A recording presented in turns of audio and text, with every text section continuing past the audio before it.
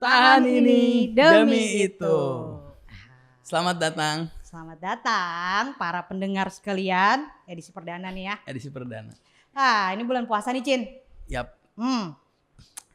Banyak banget gue pertanyaan loh buat lu. Ada berapa? Ada 100. Anjir. Nih 100. Serius. Nih ya di usia gue yang udah tua Hampir banget 50. Ya hampir 50. Okay. Gue sampai sekarang masih bingung makna puasa itu apa Cin. Itu pertanyaan pertama. Gue lanjut ya. Yang kedua, apa yang harus kita lakuin nih sebagai umat muslim saat puasa? Sama yang ketiga nih gongen nih. Kenapa orang muslim, muslim di Indonesia deh heboh banget kalau lagi pas puasa. Kayaknya tuh ya. Sinis lo ya, lo sinis sama orang muslim, kenapa? Kayaknya, enggak juga sih, gue muslim loh. Kayaknya perasaan tuh ya agama lain juga ada puasa gak sih? Ada gak ya? Ada gak sih? Ya mungkin. Tapi mereka tuh kayaknya gak seheboh kita gitu loh di sini. Ya, nah betul. tuh 3 pertanyaan lu mau jawab yang mana terserah. Gini deh, gini. Gue biar cepet ya ini, biar cepet. Karena waktu kita terbatas. Ya. Ya nggak? Dan lo juga nggak mau nerima semua informasi kan? Lo mau akurat dong. Iya dong. Okay. Yang penting-penting aja yang tadi gue. Yang penting-penting aja. Jadi gini, puasa itu sebenarnya banyak. Banyak. Bukan puasa haus lapar aja nih? Enggak. Okay. Puasa, ada orang puasa nggak makan gula. Nggak makan gula. Karena dia kena diabetes, dia harus ngehindarin gula. Iya, bapak gue sekarang. Ada namanya, cuman kita mungkin nggak tahu namanya apa. Oh, ada puasa karbo. Oke. Namanya keto. Yap. Pernah dengar dong? Pernah. Ada lagi orang, dia cuman makan nasi putih sama air putih. Dah, paling sama garam. Mutih. Itu puasa. Iya, itu hubungannya macam-macam ya. Ada yang kesehatan, ada yang dari spiritual ya. Betul. Arti gini, arti puasa itu, kalau pertanyaan lu kok orang Islam heboh, emang orang lain gak ada puasa? Iyalah. Nggak harus agama lain, yang bukan agama pun punya puasa. Arti puasa itu adalah sebuah langkah atau sebuah upaya menghindari sesuatu masuk ke dalam diri lo. Itu namanya puasa. Apapun Menahan sesuatu. Atau lo tidak melakukan sesuatu. Misalkan kayak puasa senderan. Itu ada orang kayak gitu, kayak gini nih kita kayak gini, kita puasa senderan aja ya. Puasa kerja ada nggak? Cuti. Namanya cuti. Oke. Itu puasa. Nah, tergantung basicnya, ajarannya. Kalau lu mau ajaran kesehatan yang anti gula untuk menghindari diabetes, ya lu ikutin itu puasa. Lu hindarin gula masuk ke badan lu. Ya. Puasa, oke kayak gitu. Tergantung ajarannya. Ya di agama lain ya pasti ada. Pasti. Orang yang bukan agama aja ada kok. Nah, kalau misalkan kita ngebahas tentang agama Islam, Ramadan, berarti kan puasa yang kita bahas tentu puasa yang basic ajarannya adalah keislaman dong. Yes. Iya dong. Nah, karena puasa yang basic ajarannya keislaman yang kita jalankan di bulan Ramadan, untuk mengenal ini tentu kita harus kenali dulu tentang Nabi Muhammadnya. Nabi. Ya, kita akan sulit untuk memahami sebuah ibadah dalam sebuah ajaran Islam tentunya tanpa kita mengenali sosok pembawa ajarannya. Oke, ini menarik buat gue ya. Gue kasih sedikit intro buat lo. Latar belakang gue nih, gue muslim. Mungkin gue bisa disebut muslim jadi-jadian. Yap. KTP doang. Yap. Bapak gue orang Bali, Hindu. Nyokap gue orang Padang, muslim. Dari kecil sampai SMA gue sekolah di sekolah Katolik. Lu mau ngomongin tentang Nabi, gue hampir blank.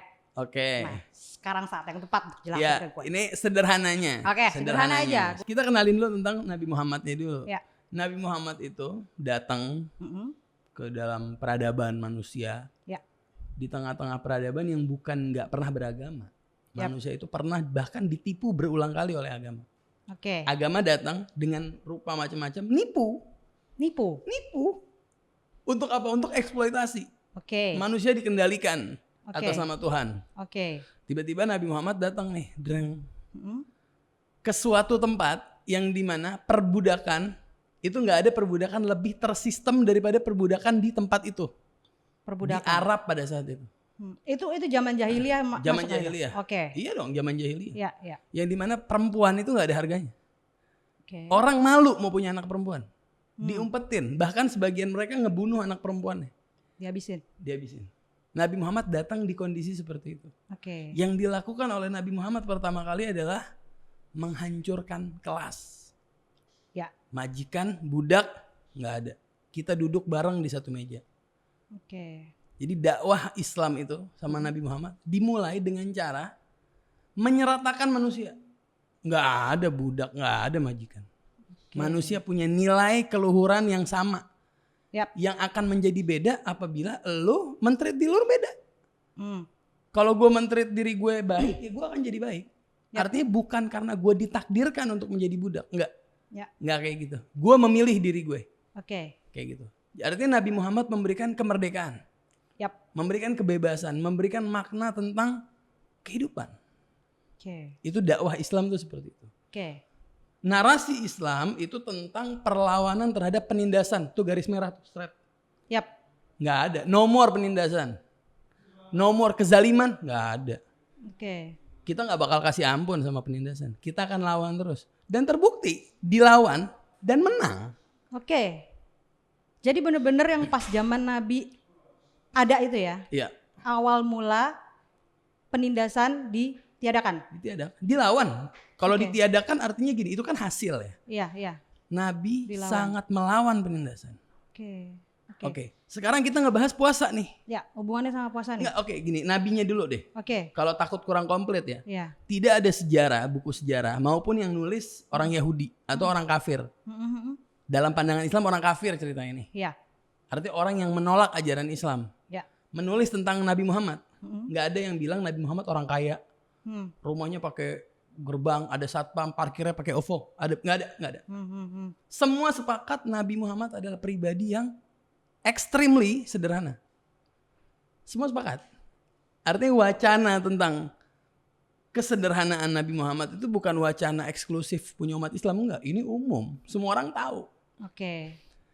Yang dilawan sama Nabi Muhammad semua tahu. Yang Nabi Muhammad lawan adalah penindasan. Kayak gitu. Clear dong? Artinya keberpihakannya jelas dong. Islam keberpihakannya untuk apa? Sekarang kita ngebahas puasanya enak. Hubungannya gimana tuh? Puasa umat Islam sebagai sebuah bagian dari agama, dia ibadah. Memang Allah memerintahkan. Tapi karena Islam mengatur hubungan antar manusia, di mana sisi ibadah puasa ini? Sisinya adalah tentang empati terhadap ketertindasan umat manusia. Merasakan. Turut berempati. Kan orang ada simbol, sesuatu kan ada simbol, ada sikap, ada makna. Ada refleksi lo terhadap sesuatu. Dalam puasa itu komplit. Simbolnya adalah bulan Ramadan yang lo bilang orang heboh. Sikapnya apa? Kita nggak masukin makan, minum sampai maghrib. Sampai datangnya waktu berbuka. Maknanya apa? Merasakan derita orang lain, derita empati terhadap ketertindasan umat manusia yang akan terus terjadi. Sampai akhir dari kehidupan ini akan terus ada. Akhir zaman. Ini bentuk empati kita. Ajaran Islam intinya adalah melawan logika kekuatan. Ngerti gak logika kekuatan yang biasa kalau orang dulu kita zaman SMP suka dipalak sama orang? Mana lu anak sini. Bullying. Ya. Dia merasa benar kenapa? Kenapa orang-orang malak itu merasa bahwa sikap dia benar? Karena dia merasa kuat. Dia empowered ya, punya power. Artinya yang menjadikan kekuatan sebagai alat ukur kebenaran. Nah itu namanya logika kekuatan. Islam anti sama itu. Dilawan. Dalam satu hari puasa pun, nah ini menarik. Dalam satu hari puasa pun, di puasa itu sendiri ada melawan logika kekuatan. Ketika datangnya waktu berbuka. Pas buka. Nah ini. Pas buka. Lu mau kuat mau enggak, lu harus buka lo tuh. Iya. Maghrib nih. Gue mau kuat gue masih kuat puasa gue. Gue mau sampai jam 9 malam, memang kenapa? Boleh enggak? Boleh. Enggak boleh lah. Loh, kenapa? Gue kuat. Berarti logika yang lu pakai bukan tentang kepatuhan. Kekuatan. Tapi logika kekuatan. Itu yang dilawan sama Nabi Muhammad. Islam anti sama logika kekuatan. Nah, itu kan dari matahari terbit sampai terbenam. Iya, betul.